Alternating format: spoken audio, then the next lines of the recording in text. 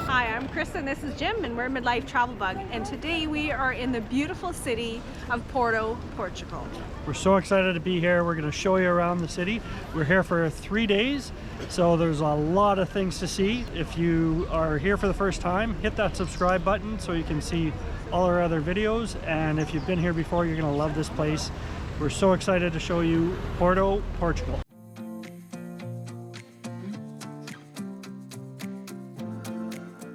Okay, I'm just gonna show you our place here in Porto. We have double bed or queen size bed, couple windows. We got a nice dresser here with a safe. We got a great little view out here of a church, which is really cool. So we walk into our bathroom. Looks like the bathroom is about almost the same size as the other room. So that's it. And then pretty good sized shower. So that is what, about $80 Canadian per night plus tax gets you here in the old town of Porto. So Right in the heart of everything. Right in the heart of everything. So we're close to all the attractions.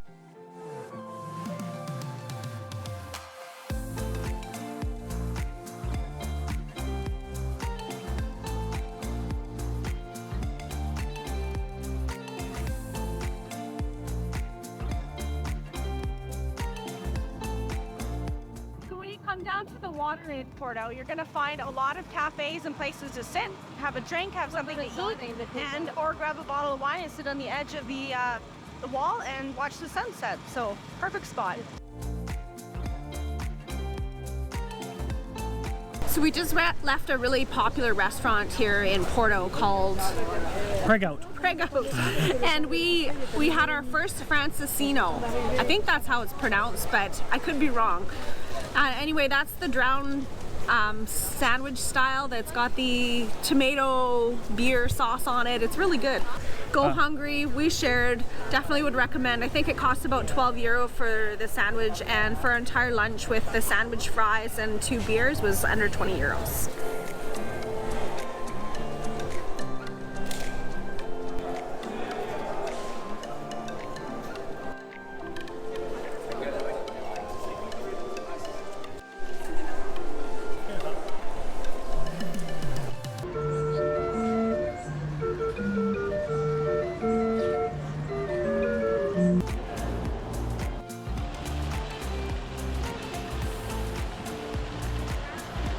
About to go into the fanciest McDonald's apparently in all of Europe. It is supposed to be the most beautiful McDonald's in the world, actually. So let's go check that out.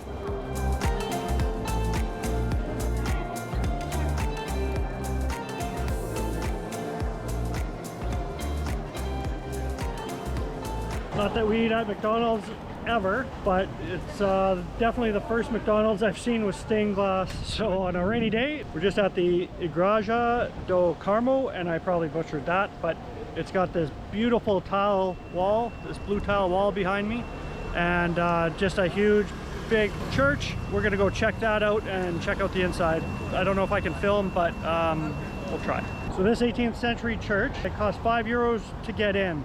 So we're not going to do that. We've been in a lot of churches before, but we're if you want to spend the €5, you can check it out. It's we peeked inside around the corner. It's very beautiful. So a real fun fact that if you come and see the church with the blue tiles, it does cost €5. It was built in the 18th century.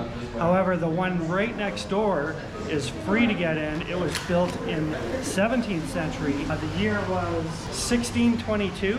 It's smaller, but just as beautiful, so you could come in for free on the church next door. That church looks like it's one church, but it's actually 2 separate churches. So the one on the left side from where I'm facing right now is the one that's for free.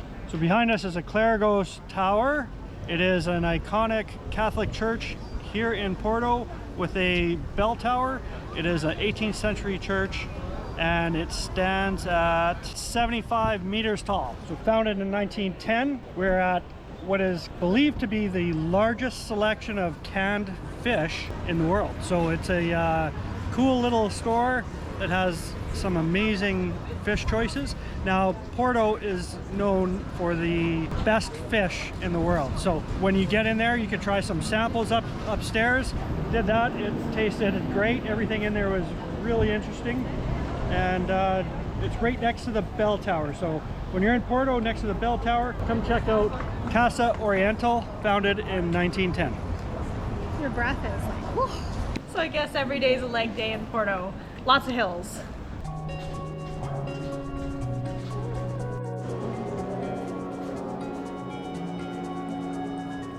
So if you ever had an interest in taking the Camino de Santiago pilgrimage walk, it comes right through the heart of Porto. Siesta time, so then we start this.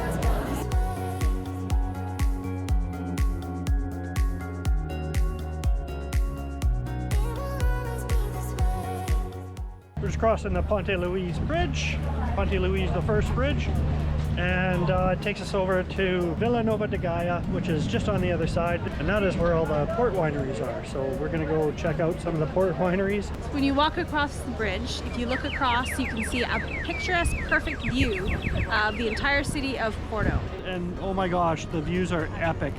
On the Vila de Nova de Gaia side, you will find all the port houses, all the port wineries, the World of Wine Museum. Music, restaurants, lots of people walking, gift boutiques. It's just a beautiful promenade along the Douro River here.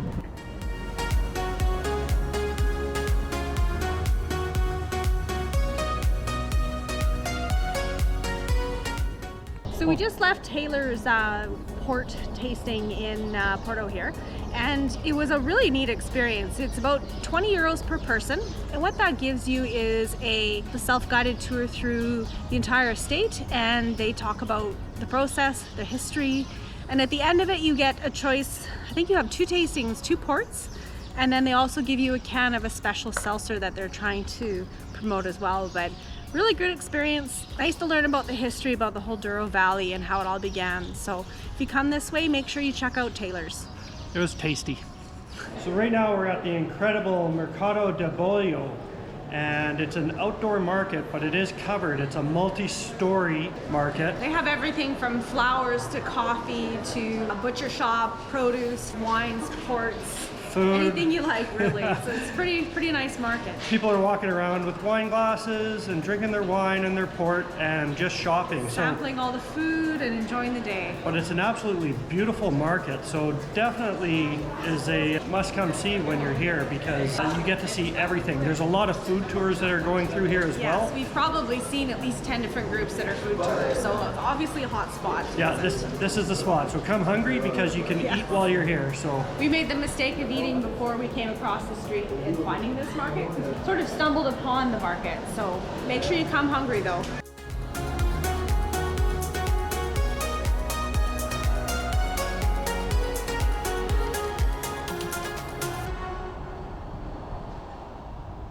behind us is the bookstore Lavario Lello, and I'm sorry I butchered that, but it is the most beautiful bookstore in the world, and it was rumored to be the inspiration by J.K. Rowling's Harry Potter set.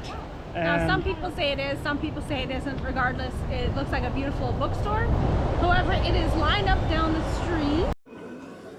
So just a fun fact, we paid €8 each per person to enter the library. We booked it online and booked a time slot thinking it would help us avoid the long lineup.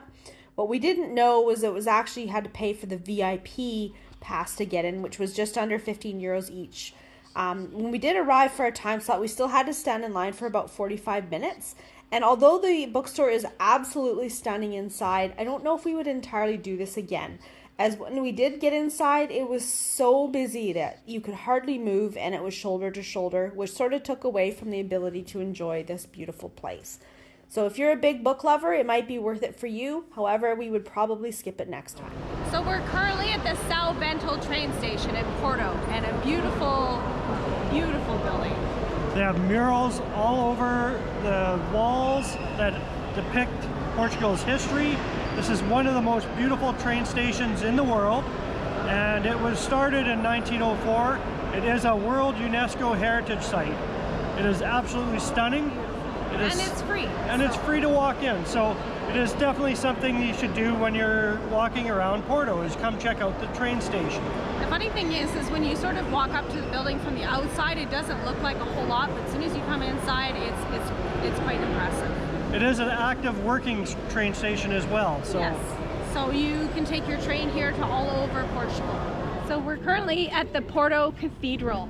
It is in the city, in the old town, and it's just tucked up above on the one side of the bridge that you will see that's famous in Porto. There's some epic views from up here. This cathedral is 935 years old and started in 1110. And I think the final construction was sometime in the 1700s. Just a stunning building and epic views from up here. You can see it crowning above the town. You can see the edges of the walls. Sort of looks like a castle, but it's actually a cathedral, so worth coming up here in the hike up. The entrance fee to the Porto Cathedral is €3, and that can get you up to the tower as well to see some of the views all over Porto. Highly recommend hiking to the top.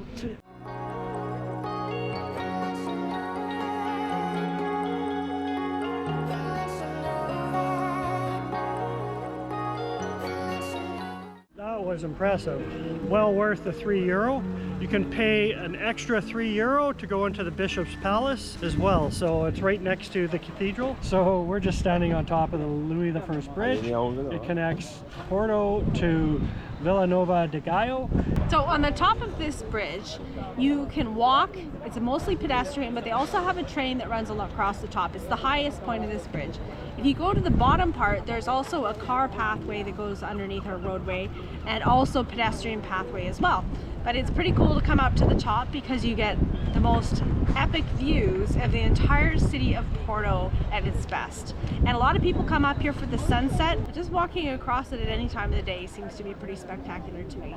If you're scared of heights like me, this isn't too bad actually, because it seems wide enough. And when it was built in the late 1800s, it was considered the largest span in the world for this. At that time anyway, so. Inspired by the guy that built the Eiffel Tower. That's right. So one thing I wanted to mention, that when we booked this place in Porto, I was really concerned about location.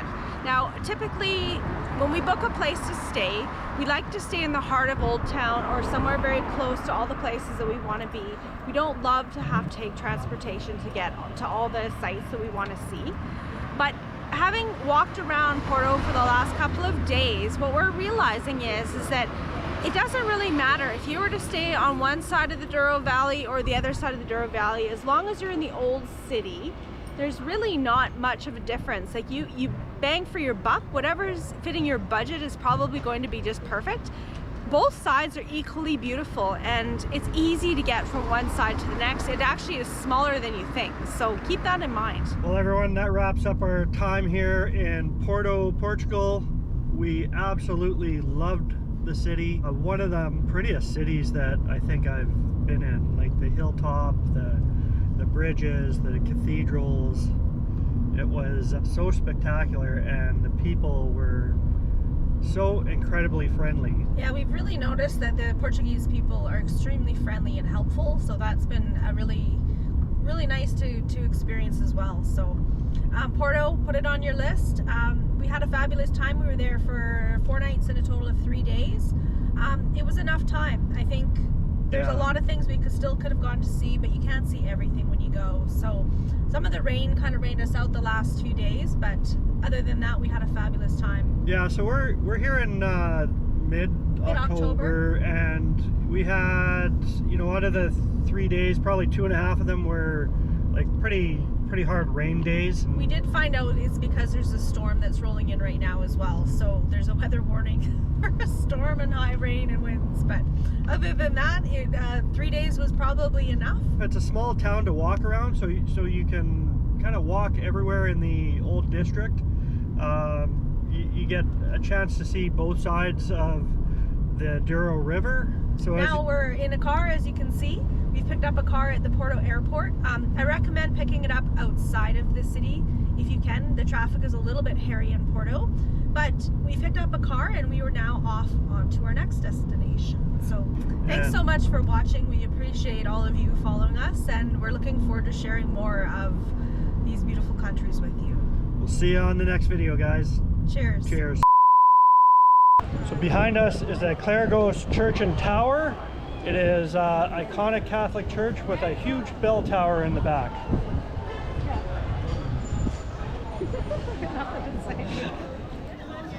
So when you come across the Douro River on the side of Villanova de Gaia.